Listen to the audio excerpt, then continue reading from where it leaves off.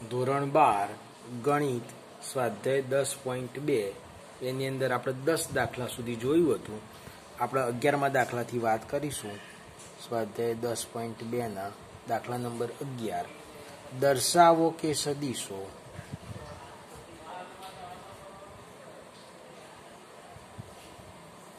-2i - 3j + 4k અને -4i + 6j - 8k સમરેખ છે.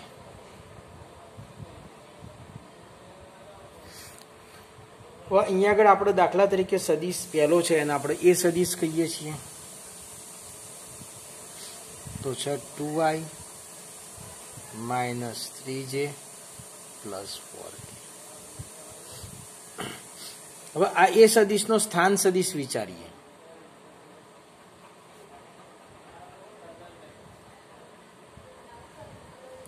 તો એના સ્થાન સદીશને આપણે OA કહીએ. તો OA બરાબર થશે 2i - 3j + 4k. એ જ રીતના સદીશ B નો સ્થાન સદીશ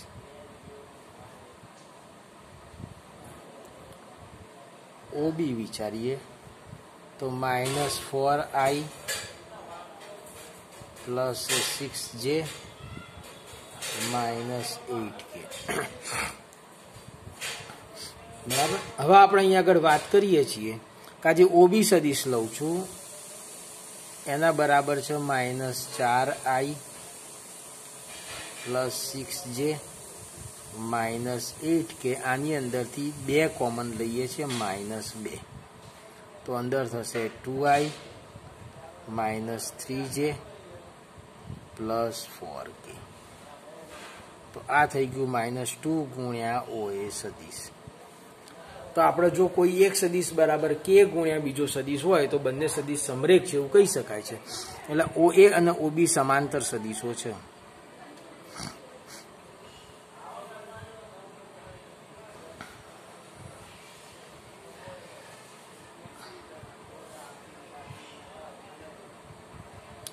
OA તથા OB સમાંતર સદીશો છે માટે OA અને OB સમરેખ છે.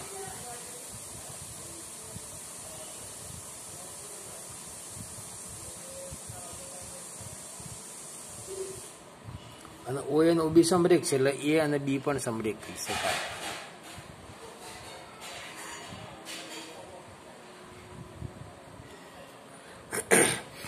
હવે આગળ દાખલા નંબર 12 ની વાત કરું છું. 12મા દાખલામાં કીધું છે i + 2j + 3k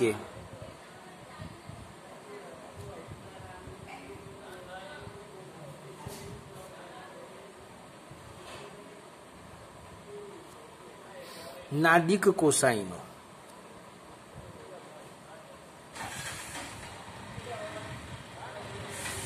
શોધો.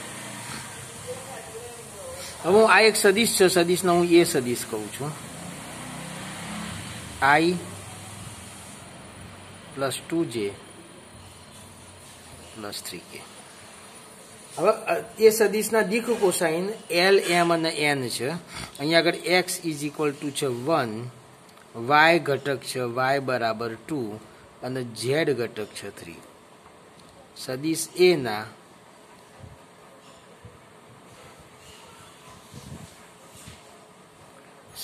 A ના દિક કોસાઈન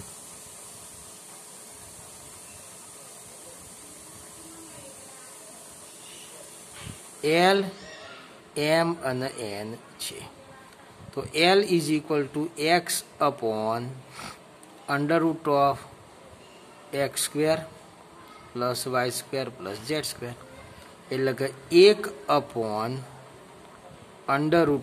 √x² એટલે 1નો વર્ગ, y² એટલે 2નો વર્ગ 4, z² એટલે 3નો વર્ગ 9. તો 1/9 ને 1 10 √40. આ આપણો પહેલો દિક કોસાઈન મળ્યો. હવે બીજા દિક કોસાઈનની વાત કરીએ તો M. તો M બરાબર થશે y / under root of x square plus y square plus z square.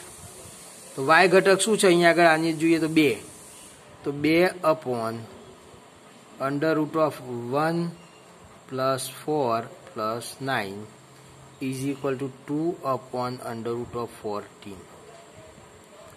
આ બીજો ઘટક થયો આપણો, જે ઘટક વાય ઘટક બનાવ એમ ડી કોસાઇન થશે. હવે ત્રીજો એલ એમ અને ત્રીજો ડી કોસાઇન એન.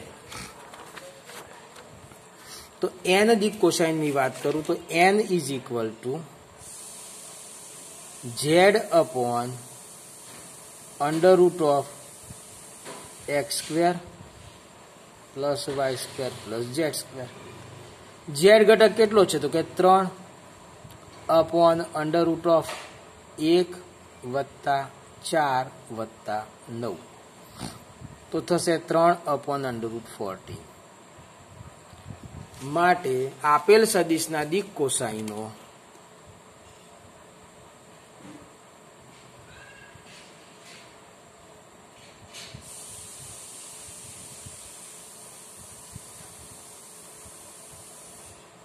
કયા કયા મળ્યા ભાઈ? તો કે ભાઈ 1 અપોન અંડર રૂટ 14, પછી 2 અપોન અંડર રૂટ 14 અને 3 અપોન અંડર રૂટ 14 છે. બોલો સમજણ પડી છે આ દાખલામાં? હવે આગળ દાખલા નંબર 13 વિશે વાત કરીશું. 13મો દાખલો. 13મા દાખલાની રકમ આ પ્રમાણે છે. સદિશના બિંદુઓ એ અને બી આપેલા છે. એ થી બી તરફને જોડતો સદિશ હોય એના દિક કોસાઇન શોધવાના છે.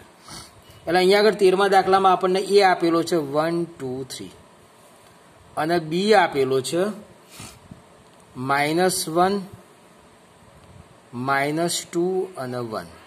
એટલે આપણે અહીંયા આગળ જે સદિશ છે આપણે ઓએ સદિશ વિચારીએ તો શું થશે? તો કે 1i plus 2j plus 3k. એ જ રીતના ઓબી સદિશ શું થશે? તો કે -1i એટલે -i -2j પ્લસ k. હવે આપણે જ્યારે વાત કરીશું એ બી સદિશ તો આપણે બીમાંથી એનો સ્થાન સદિશ એટલે કે ઓબી માઇનસ ઓએ. તો ઓબી એટલે -i -2j પ્લસ કે ઓછા ઓએ એટલે i plus 2j plus 3k. તો આપણે અહીંયા આગળ વાત કરીશું તો શું થશે? તો કે -1i એટલે થશે -2i. એ જ રીતના -2j એટલે થશે -4j અને પ્લસ કે -3k એટલે -2k. આ આપણને મળ્યો એબી સદિશ. હવે એબી સદિશના દિક કોસાઇન અનુક્રમે એલ એમ અને એન છે એવું વિચારી લો.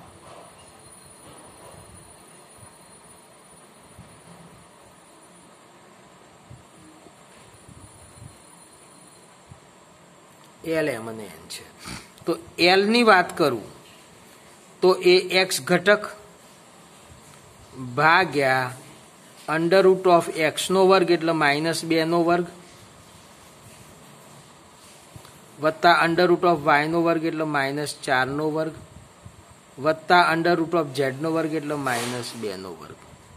એટલે થશે શું? તો કે -2 અપોન અંડર રૂટ ઓફ -2 નો વર્ગ 4, 4 નો વર્ગ 16 અને -2 નો વર્ગ 4. તો -2 અપોન 16 ને 4 20 ને 4 24 રૂટ 24. જે રૂટ 24 છે એની અંદરથી કોમન નીકળે છે 6 ચોક 24.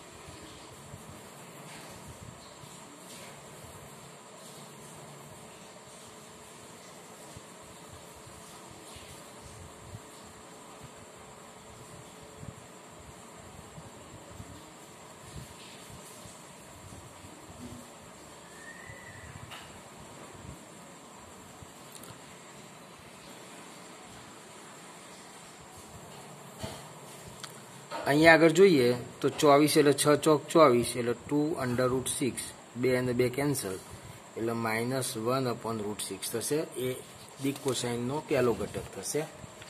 બીજો ઘટક લઈએ છીએ એમ ઘટક. તો એમ ઘટક મળશે y એટલે -4/√24 એટલે -4/2√6 2 દુ 4 એટલે થશે શું -2/√6 થશે. અને ત્રીજો ઘટક n લઈએ તો z એનું મૂલ્ય z ઘટક છે -2/√24 ઇઝ ઇક્વલ ટુ -2/2√6 2 કેન્સલ થશે તો -1/√6. હવે અહીંયા આગળ વાત આપણે કરીએ તો આ રકમ જે છે એની અંદર જે એનો સદિશ છે 1 2 -3 છે ચોપડીમાં, પણ આપણે 3 લેવાઈ ગયો છે તો એ પ્રમાણે આ જવાબ બરાબર છે. તમારે -3 લઈને જાતે કરવું હોય તો તમે કરી શકો છો. હવે આપણે વાત કરીશું દાખલા નંબર 14ની. 14મો દાખલો જે છે એની અંદર આ પ્રમાણે છે, સાબિત કરો કે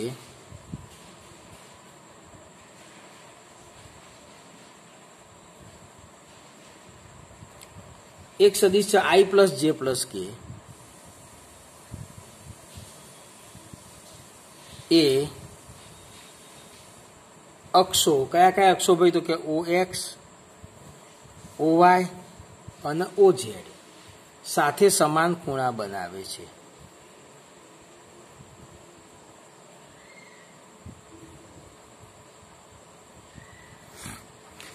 આવું આપણે સાબિત કરવું છે. તો અહીંયા આગળ વાત કરું છું તો આપણે જે છે એ આપણો સદિશ છે. દાખલા તરીકે સદિશ આ નવું સદિશ એ કહું છું તો સદિશ એ છે i + j + k. અહીંયા આગળ x બરાબર 1 છે, y બરાબર પણ 1 છે અને z બરાબર પણ 1 છે. હવે સદિશ એનું મૂલ્ય વિચારવામાં આવે તો સદિશ એનું મૂલ્ય વિચારીએ તો √1² વત્તા 1² વત્તા 1² ઇઝ ઇક્વલ ટુ √3.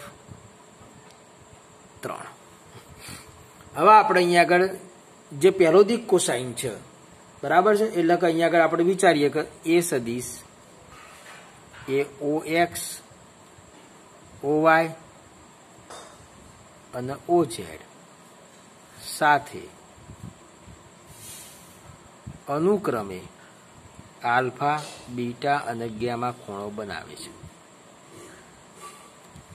તો પહેલો દિક કોસાઇન છે તો cos આલ્ફા. તો cos આલ્ફા એટલે શું તો કે ભાઈ x ઘટક ભાગ્યા સદિશનું મૂલ્ય. તો x ઘટક છે 1 ભાગ્યા સદિશનું મૂલ્ય છે √3. બીજો જે છે બીટા ખૂણો બનાવે છે તો એ cos બીટા. તો cos બીટા બરાબર શું થશે તો કે ભાઈ y ઘટક ભાગ્યા સદિશનું મૂલ્ય. તો y ઘટક પણ 1 છે ભાગ્યા સદિશનું મૂલ્ય √3 છે. અને ત્રીજું છે cos ગામા. તો z ઘટક ભાગ્યા સદિશનું મૂલ્ય, તો z ઘટક પણ 1 છે ભાગ્યા સદિશનું મૂલ્ય √3 છે.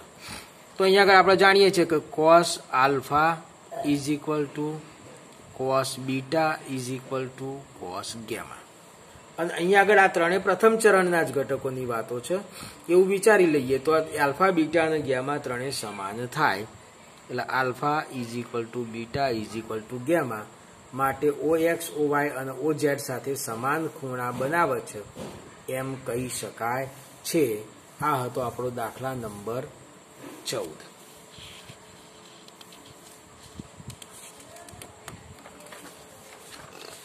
હવે 15મા દાખલાની વાત કરીએ. 15મા દાખલાની રકમ આ પ્રમાણે છે કે કોઈ એક બિંદુ R છે, એ બિંદુઓ P અને Q ને જોડતા રેખાખંડનો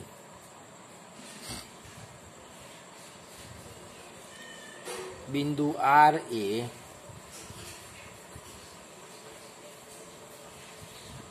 બિંદુઓ P અને Q ને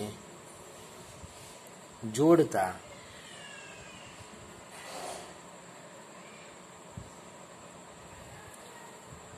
રેખાખંડનું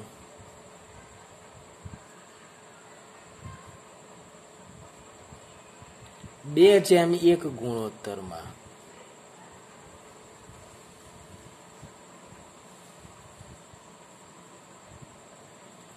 અંતઃવિભાજન અને બાહ્ય વિભાજન કરે છે.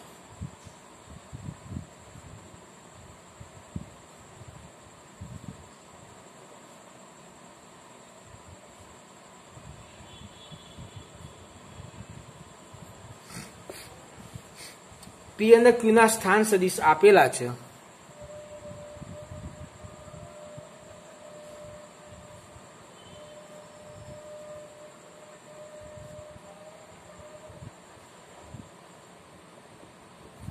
P અને Q ના સ્થાન સદિશો આપણને અનુક્રમે આપેલા છે. કેટલા આલેલા છે જોઈ લઈએ.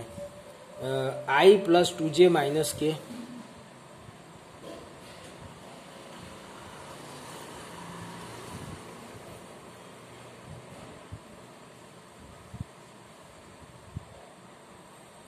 અને -I + j + k છે. તો R ના સ્થાન સદિશ શોધો.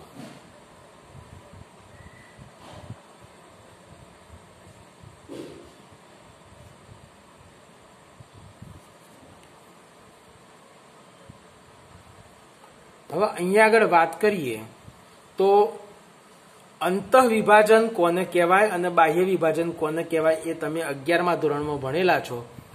બિંદુ Q અને P ની વચ્ચે R બિંદુ આવતું હોય તો એ અંતઃવિભાજન થશે, અને જો બહાર આવતું હોય તો બાહ્ય વિભાજન થશે. હવે આપણે અહીંયા આગળ P નો સ્થાન સદિશ OP લઈ લઈએ. ચલો ને ડાયરેક્ટ જ લખો. તો R બિંદુ એ PQ નું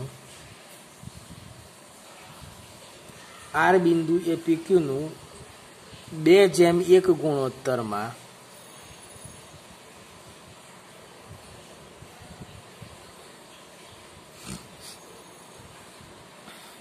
અંતઃવિભાજન કરે છે.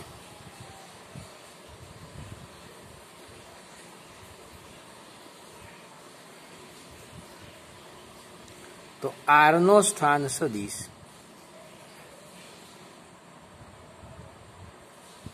બરાબર, હવે 2/1 ગુણોત્તર એટલે m/n બરાબર 2/1 થશે. તો mx2 એટલે m ગુણ્યા Q ના યામ એટલે કે Q નો સ્થાન સદિશ એટલે 2 ગુણ્યા Q નો સ્થાન સદિશ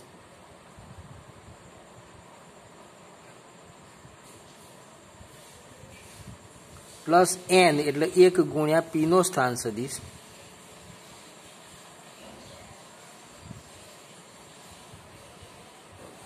ભાગ્યા m પ્લસ n એટલે 2 ગુણ્યા P નો સ્થાન સદિશ. P નો સ્થાન સદિશ શું છે તો કે ભાઈ અહીંયા આગળ આપણને આપેલું છે તો 1, 2 અને -1 પ્લસ 1 ગુણ્યા Q નો સ્થાન સદિશ -1, 1 અને 1 નીચે 3. તો 2 × 2, 2 × 2 4 -2 પ્લસ -1, 1 અને 1/3. તો 2 માંથી 1 જશે તો 1 રહેશે. 4 ની અંદર 1 ઉમેરો તો 5 થશે. -2 + 1 થાય -1 થાય માટે 1/3, 5/3 અને -1/3 આ આપણને મળ્યા 1/3, 5/3 અને -1/3.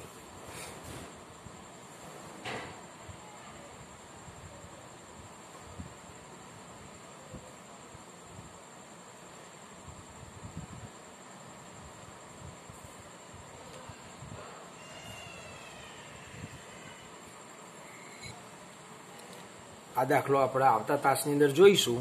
અહીંયા આગળ અમે 19 મિનિટ થઈ છે એટલે વિડીયો ઓવર થાય છે, પણ અહીંયા Qના સ્થાન સદિશની જગ્યાએ આપણે Pનો સ્થાન સદિશ લખાઈ ગયો છે એટલે આ દાખલો અત્યારે ઓમિટ કરીએ છીએ. આવતા તાસની અંદર આ દાખલો જોઈશું એટલે દાખલા નંબર જે આપણે આવતો હતો એનાથી આગળ દાખલાઓ જોઈશું. 15 દાખલાથી આગળના ક્લાસમાં જોઈએ છીએ. અસ્તુ.